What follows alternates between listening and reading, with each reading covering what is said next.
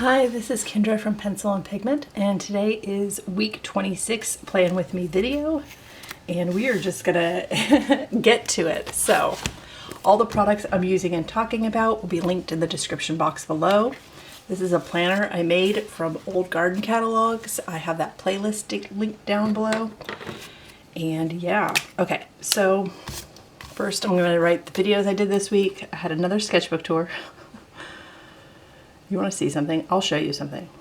So those who watch these videos get rewarded. So I found a second sketchbook that I only finished half of. So I ripped the pages out and started drawing gold boats and birds and weird stuff, and then I bound it last night. So look. And this is like a metallic thread.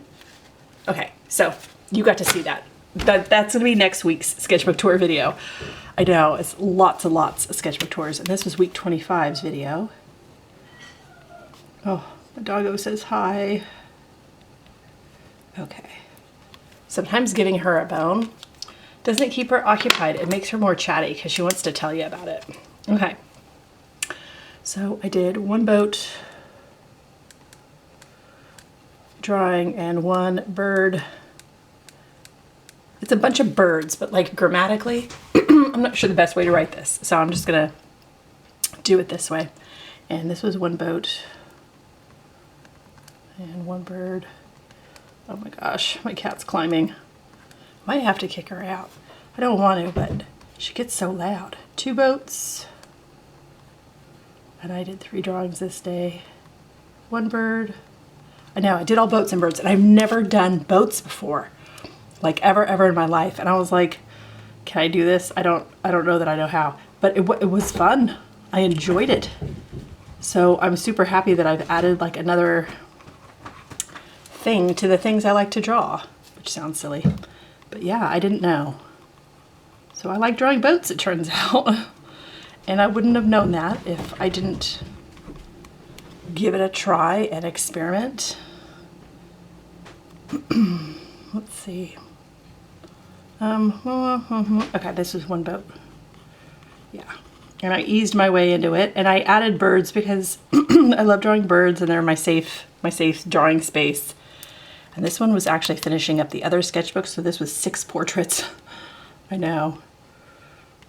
But those were like 10 minutes a piece, 10-15 minutes a piece, so that was actually much quicker than it sounds. And sometimes I will listen to a TV show or an audiobook and just keep going, keep drawing.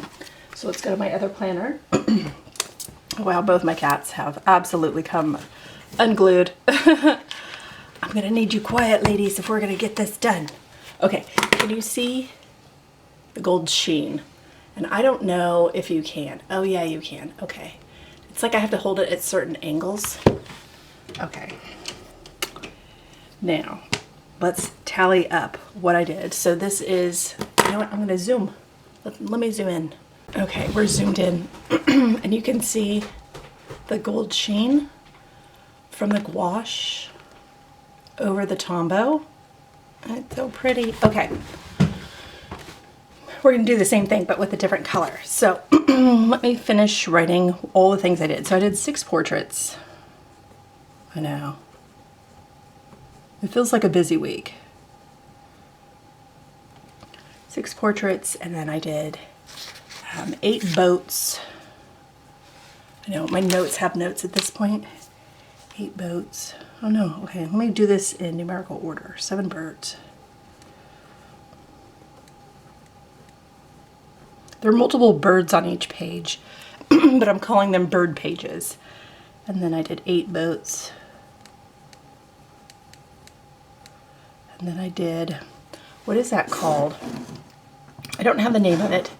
It's called a 4-hole binding. What did I do? A 4-hole bookbinding. Okay. Now,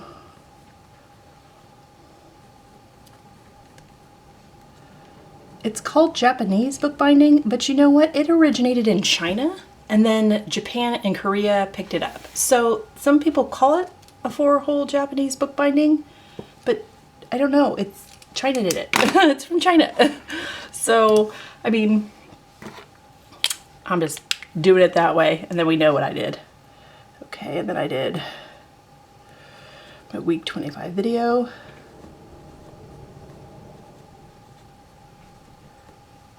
And this is the plastic nib micron, because I tend to be heavy-handed and really rough with the other nibs when I'm having trouble with those. But I'm not really impressed, because you really have to hold this pen a certain way to get it to write. I did another sketchbook tour video, and that's what next weekend is going to be, another sketchbook tour video. But it's boats. It's boats, and I've never done boats before. It was so much fun to pick a new subject matter and to attempt a little bit of a background. I never do backgrounds either. Okay, so we are going to, you and I, if you want to do this with me, we're going to Tombow. You know what? I got glasses. Look, I got glasses. Aren't they cute? Okay.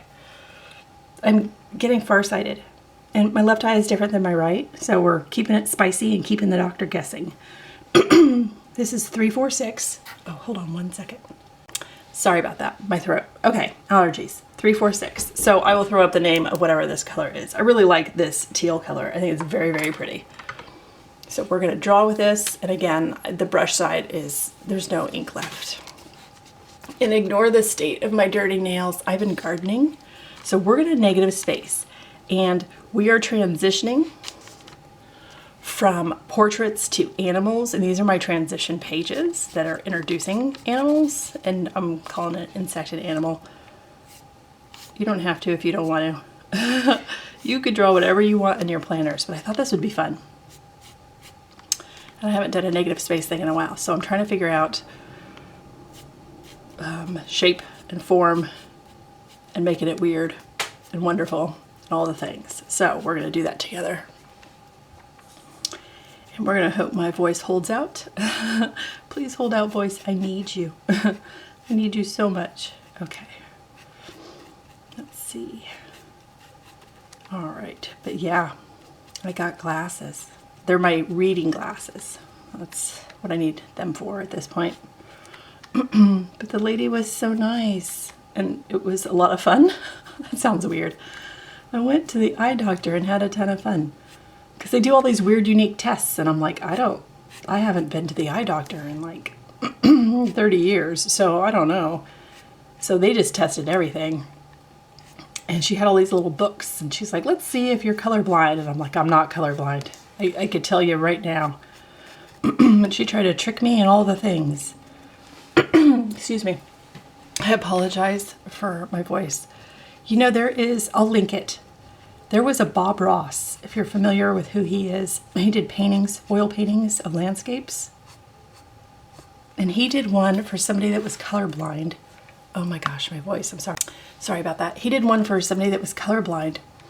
And he did it in all like shades of grays. And it was beautiful. It was beautiful, and if I can find that video of Bob Ross painting this beautiful, you know, snowy landscape like he did in just the grays, I will link it in the description box.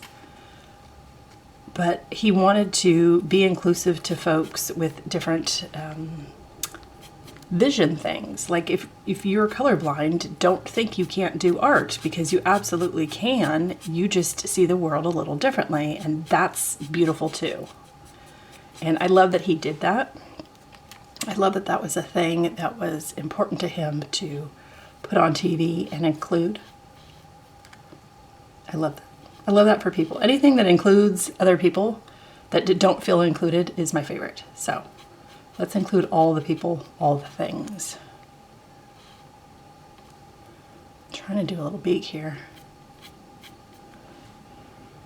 We'll go around the eye a little bit. Anyway. Yeah. Bob Ross is a gem of a human. Okay. I did watch, there was a documentary about his life and all the things that happened and went on, and it's sad. Documentaries are a tough one because you want to learn the things, you want to learn the knowledge they're giving you, but it's like, you know, it's not going to be happy. That's why they're doing a documentary about it, because it needs to be talked about, and there are things people don't realize. Okay, that was very much his life and legacy. So we have a portrait going on a little bit, and we have a bird. We need some eye. We need an eye situation here. I should have fixed myself some tea or something. I like lemon. I like lemon tea. We have a decaf Paris that's really nice if you like caramel and rich flavors like that. We have a bunch of teas. Our kids love tea, so that's like something we always have a ton of. And in the summer, when it's sunny, not today, but when it's sunny, we'll try and do a sun tea. Today's not that day. Tomorrow's not looking so good either. But yeah. So let's get an eyebrow going.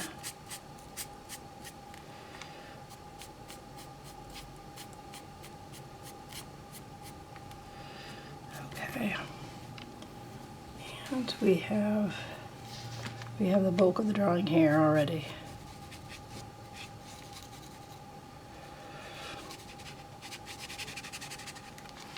Okay. I know, it looks weird, right? It looks weird till I color it in, and then you're like, oh, that makes sense. But you kind of have to see the shapes we carve out to what we color in, and then that makes the completed illustration. So, and then we'll go over it with a little gold gouache because, yeah, our transition illustrations need to sparkle absolutely. Oh, and our dog says hi. Hi, doggo. She's such a baby. Okay. I'm trying to make sure this is all on screen. And then my pencil board underneath. It's not really helping though, is it? Okay. And you can see there's tons of ink in this half of the pen. And that's like the situation with the last 6 Tombos I own. I'm going to go off the page, so I'm going to put a little bit of a sheet protector thing here. Because all the brush ones are done. The brush side of the Tombow pens are completely dried out and like they're just in bad shape. And then all the little tiny fine point ends of the Tombows have plenty of ink left. So welcome to the situation. Anyway, today I need to get ready for World Watercolor Month, which is the month of July. That starts tomorrow. So what I need to do is I need to get out my huge roll of paper. And if you're new to my channel, I have a Strathmore 500. It's a mixed media. It's a little thin, so I prefer, if I'm going to watercolor and I know it's going to be very wet on wet, which is what I plan to do this month, I'm going to do it one-sided, and I need to pull it out, and I need to measure, make sure I cut the right amount of sheets. When I pull it out, I have to lay it down to the ground, and I need to wet the whole thing, like tape it down and wet it like I'm stretching the paper. That is the only way to flatten the paper the day prior. I have tried using like heavy books to flatten the curled pages that I've cut from this roll, and I will flatten them under very heavy books. I have for over a year and they still curl. So the only way to get rid of the curl is to wet stuff down. So that is what I'm doing today. I am wetting a sheet of paper, letting it dry, and then I am going to cut, and I'm going to bind it, and I'm going to have a sketchbook for July. Now, I have to figure out what sort of binding I want to do. I'm just thinking Coptic because that's a lay flat binding, and that's probably the quickest one. Believe it or not, bookbinding is not my favorite thing in the world. I find sewing paper really strange. Okay, there is my transition. We need a little bit more. We need a little bit more to this bird. Okay. Yeah, so sewing paper for me is strange, and it's not my favorite thing in the entire world. So it's just a hurry up, get it done because it fits in my budget. So, and you know what I'm gonna do? I'm gonna use this embroidery floss right here. It's like a variegated, it's brown and blue, and I think that'll be really pretty because I plan on doing watercolor trees. I really like this one. I've been rating my daughter's stuff. I'm sorry, daughter, I love you. She has the best embroidery floss that I've seen. She picked out really fun, weird stuff when she was super, super into embroidery.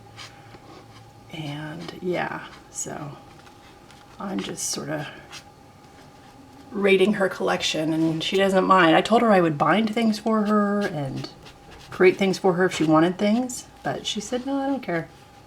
I said, all right, thank you. All right. Oh, I can't say hi. All right, so let's add the gold.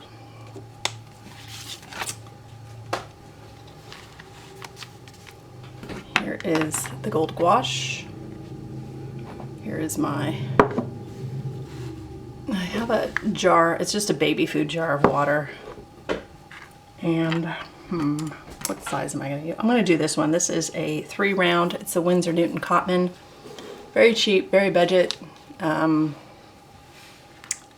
only buy watercolor brushes. I make one thing work for everything, because if you're doing a no buy or a low buy, you really have to stretch the parameters of what things are labeled as. Otherwise you end up having like, well, I can only use this paper for pastels, I can only use this brush for acrylic, and then you have to have sets and pieces of things for every single medium, especially if you work in different mediums. And I do love wet media and dry media. So I don't do it. I make one thing work for everything. And as a result, I kind of go through them a little quicker, but again, these are really affordable. And they come in a wide variety of shapes and sizes, and I really like rounds. I hardly ever use flats, but maybe I have some. But that's a very specific. I don't know. I like what I like, and synthetic is fine, round is fine. It's not like a deep thing. I know some people prefer natural brushes, some people prefer unique shapes and sizes and stuff, and I don't know, I'm keeping it simple over here. One size fits most with my art supplies, and they just all do double duty, and they do a great job, and we're able to stick to a budget easier that way, you know what I mean? So I'm adding a level of gold on top of this, so when it dries it will sparkle, and that'll be really, really pretty. And I can't wait. The only thing with adding water over your water-soluble pens is you lose detail. So you either go in with a tiny brush, or you use a very dry brush, or you just accept that you're losing detail. It's kind of one of those things. So, and I'm okay with it, because I'd rather have the gold shimmer. I like it when everything's sparkly, she says, after just finishing drawing tons and tons of gold birds and boats. It's up on my Instagram if you want to see what I've been drawing the last few days. Okay, so we are all set. The pets are all wild. We have incorporated a bird, and next week we will transition into animals. I hope you enjoyed this. I hope you have an absolutely wonderful week, and I will talk to you later. Bye.